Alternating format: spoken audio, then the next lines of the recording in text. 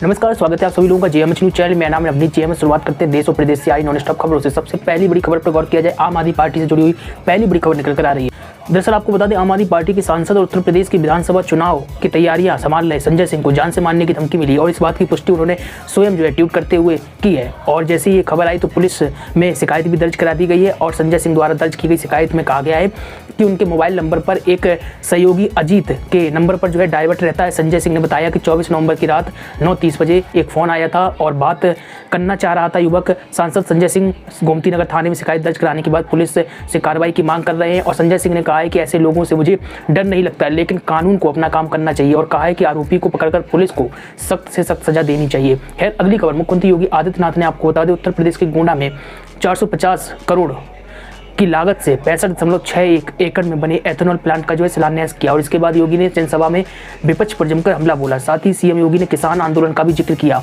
और कहा है कि देश हित में तीनों कृषि कानून वापस लिए गए हैं। 2017 से पहले यूपी में किसानों का हाल बेहाल था। मुख्यमंत्री योगी आदित्यनाथ ने कहा, चीन, यूरोप, अमेरिका समेत दुनिया के कई देश कोरोना से बेहाल हो गए, लेकिन भारत के लोगों की आस्था के आगे कोरोना पराजित हो गया। सीएम योगी ने यह भी कहा कि हमारे कार्यकाल में एक भी दंगा नहीं हुआ। पिछली सरकार राम जन्मभूमि पर हमला करने वाले लोगों के मुकदमों को वापस लेती थी। बीजेपी की सरकार ने आतंकवादियों को उनके घर में घुसकर मारा। एक बड़ा बयान निकल कर आया। खैर, अगली खबर, महोबा पहुंची कांग्रेस की राष्ट्रीय महासचिव प्रियंका वाड्रा ने प्रतिज्ञा रैली में बीजेपी पर जमकर निशाना साधा। प्रियंका गांधी ने कहा कि बुंदेलखंड के संसाधनों पर बुंदेलखंड के लोगों का हक है और इसी के साथ ही आरोप भी लगाया। पीएम मोदी और सीएम योगी ने बुंदेलखंड को छला, ये भी कहा और इसी के साथ ही बेरोजगारी, महंगाई के चलते बुंदेलखंड का बुरा हाल हो गया है।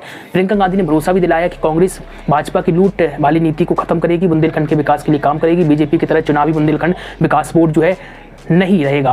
बुंदेलखंड के लिए स्थायी बुंदेलखंड विकास बोर्ड बनेगा। बुंदेलखंड विकास बोर्ड के लिए हर साल विकास का बजट दिया जाएगा। महोबा में वीर आला उदल के नाम पर एक बड़ा सांस्कृतिक केंद्र ही बनाएंगे। किसानों का कर्ज माफ करेंगे, सबका बिजली बिल हाफ होगा। कोरोना काल का बकाया बिल भी माफ किया जाएगा। इसी के साथ ही ये भी कहा है कि 8,000 करोड़ के जहाज पर प्रधानमंत्री जी घूमते हैं, लेकिन किसानों की प्रतिदिन की आय नहीं बढ़ा सकते, किसानों का कर्ज माफ नहीं कर सकते। योगी जी और मोदी जी की तपस्या नहीं कर रहे हैं, वो तो बड़े बड़े जहाज़ों में घूम रहे हैं। यहाँ पर देश का श्रमिक और नौजवान आपको बता दें तपस्या कर रहा है। तो एक बड़ा बयान प्रियंका गांधी द्वारा निकल कर आया है। खैर, अगली खबर, मध्य प्रदेश चलते हैं। मध्य प्रदेश में आपको बता दें कोरोना की पहली और दूसरी लहर को देखते हुए यहाँ के स्कूल 1.5 साल तक के लिए बंद रखे गए थे। इस दौरान बच्चों की पढ़ाई प्रभावित होने के कारण अब राज्य शिक्षा केंद्र ने बड़ा फैसला लिया है। और दरअसल आपको बता दें मध्य प्रदेश शासन स्कूली शिक्षा विभाग द्वारा शैक्षिक सत्र में कोर्स में कटौती करने का निर्णय लिया है। दरअसल एमपी बोर्ड कक्षा 6 से 8वीं तक के लिए सिलेबस में कटौती के बाद फिर से नियोजित पाठ्यक्रम जारी कर चुकी है। दरअसल आपको बता दें कि एमपी बोर्ड स्कूल शिक्षा विभाग के राज्य शिक्षा केंद्र के संचालक द्वारा सर्कुलर जारी किया गया है, जिसमें कक्षा 1 से 8 तक के पाठ्यक्रमों में कटौती के निर्देश दिए गए।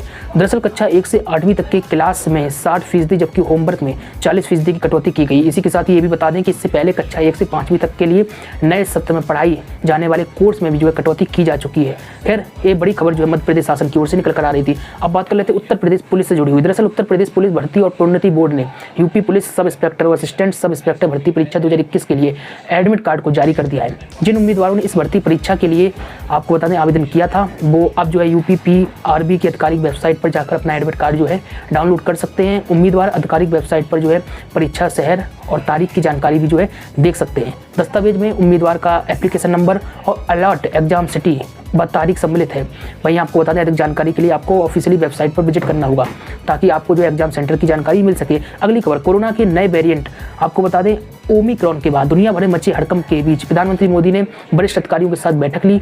मोदी ने कहा है कि 15 दिसंबर से अंतर्राष्ट्रीय उड़ानें शुरू करने का फैसला लिया गया है उस पर फिर से विचार किया जाए और अंतर्राष्ट्रीय यात्रा प्रतिबंधों में ढील देने की योजना की समीक्षा हो। 2 घंटे तक चली मीटिंग में प्रधानमंत्री ने नए वेरिएंट वाले देशों को चिन्हित करने और सभी अंतर्राष्ट्रीय यात्रियों की सख्त निगरानी करने के भी आदेश जारी किए हैं। दरअसल लोगों से भी अपील की गई है कि बेहद सतर्क रहें और मास्क पहनें जैसे तमाम कोविड नियमों को माने। कोविड टास्क फोर्स को 24 घंटे निगरानी करने के लिए भी कहा गया है। पीएम ने टीकाकरण प्रोग्राम की भी समीक्षा की और कहा है कि राज्यों से सुनिश्चित करें जिन लोगों को पहली खुराक मिल गई है उन्हें दूसरी खुराक समय पर दी जाए।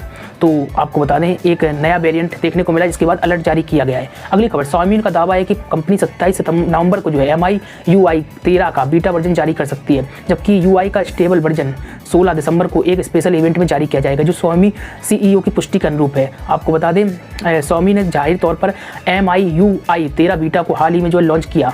आपको बता दें किए गए फ्लैगशिप से जोड़ा है और वर्तमान में इसकी टेस्टिंग जारी है। एंड्रॉइड 12 पर बेस्ड कस्टम स्किन के मौजूदा MIUI 12/12.5 पर एक बड़े अपग्रेड के रूप में आने की उम्मीद है। खैर, मध्य प्रदेश फिर से चलते हैं। दरअसल मध्य प्रदेश के पशु और मछली पालकों के लिए एक अच्छी खबर निकल कर आई है। दरअसल आपको बता दें 15 फरवरी 2022 तक किसानों को जो है किसान क्रेडिट कार्ड जारी कर दिए जाएंगे और इस अभियान में जो है मध्य प्रदेश के 16 लाख किसानों को लाभ मिलेगा। और इस संबंध में सभी जो है संभागायुक्त और कलेक्टर्स को दिशा निर्देश जारी कर दिए गए हैं। पशुपालन एवं डेयरी विभाग अपर मुख्य सचिव ने बताया कि केंद्रीय मत्स्य पालन, पशुपालन और डेयरी मंत्रालय द्वारा 15 नवंबर 2021 से 15 फरवरी 2022 तक nation wide animal husbandry dairy एवं फिशरीज KCC कैंपेन चलाया जा रहा है। प्रदेश में KCC अभियान शुरू किया गया है। इसमें पशुपालन गतिविधियों के लिए प्रदेश के 16 लाख किसानों को किसान क्रेडिट कार्ड यानी कि KCC जारी करने का लक्ष्य निर्धारित किया गया है।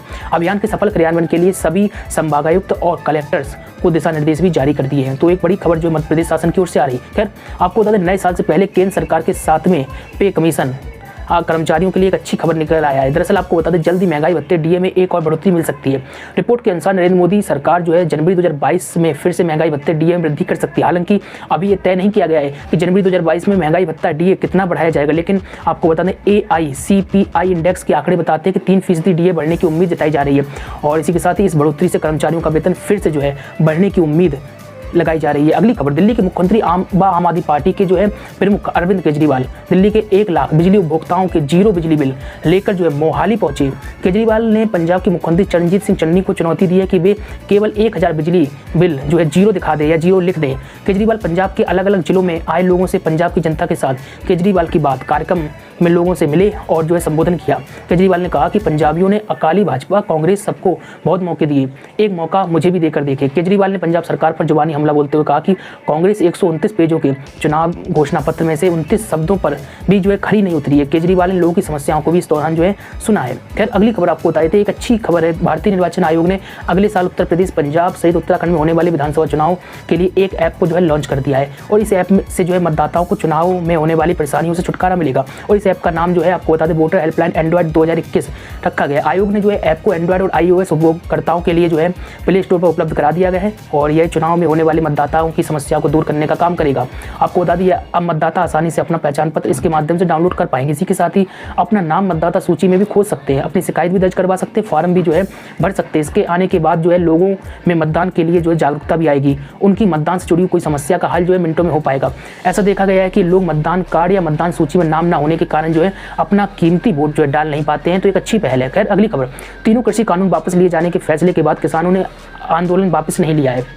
ऐसे में देश के कृषि मंत्री जो है नरेंद्र सिंह तोमर ने किसानों से घर वापस लौटने का निवेदन किया। नरेंद्र सिंह तोमर ने कहा केंद्र सरकार ने किसानों की सभी मांगों को मान लिया है, ऐसे में अब किसान आंदोलन का कोई औचित्य नहीं रह जाता, इसलिए अब किसानों को घर जाना चाहिए। आपको बता दें तोमर ने कहा है कि पराली जलाने पर किसानों को दंडनीय अपराध से मुक्त किए जाने की भी मांग की गई थी और इस मांग को भी जो है भारत सरकार ने मान लिया, यानी किसानों की सभी मांगों को मान लिया गया, इसलिए अब जो है आंदोलन खत्म कर घर पर किसानों को लौटना चाहिए। खैर, अगली अपडेट आपको देते एंड्रॉइड आपको बताया दरअसल एडेड स्कूलों में बाबू की जल्द भर्ती होने वाली है और किस तरह से भर्ती प्रक्रिया अमल में लाई जाएगी, इस संबंध में शासनादेश जारी कर दिया गया है, जिसमें बताया गया है कि Uttar Pradesh subordinate service selection commission UPSSC preliminary eligibility test PET अनिवार्य है। इस परीक्षा के लिए आवेदन शुल्क सामान्य और OBC के लिए 750 रुपये और अन्य आरक्षित वर्ग के लिए 500 रुपये रखा गया है। सिलेक्शन लिस्ट PET में 80% और साक्षात्कार में 20% अंकों के आधार पर तैयार की जाएगी और इसमें सफल उम्मीदवारों को नियुक्ति दी जाएगी, यानी कि PET जो दे चुके हैं वही इसमें फॉर्म भर पाएंगे। अगली खबर, सपा के राष्ट्रीय अध्यक्ष अखिलेश यादव अब साधु संतों के निशाने पर आ गए हैं। उनके चिलम जीबीबा एक रंग वाले बयान को लेकर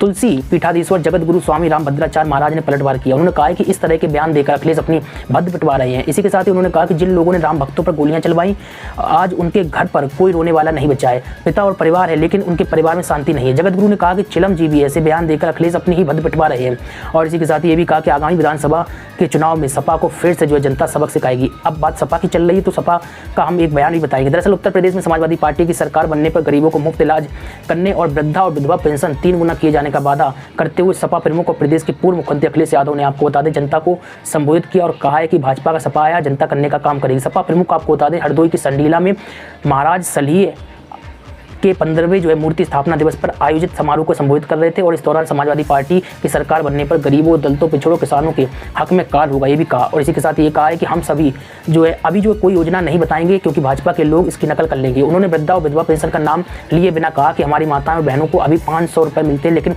इस महंगाई में ये बहुत कम है, सरकार बनी तो 3 गुना जो है रकम दी जाएगी। खैर, लगातार हमारे साथ बने रही खबरों को पढ़ने के लिए JMHnews.in विजिट कर खबरें आप पढ़ सकते हैं। चैनल को सब्सक्राइब करिए, बेल को दे ताकि आपको हर काम खबर अपडेट जो है इसी तरीके से मिलती रहे। नमस्कार।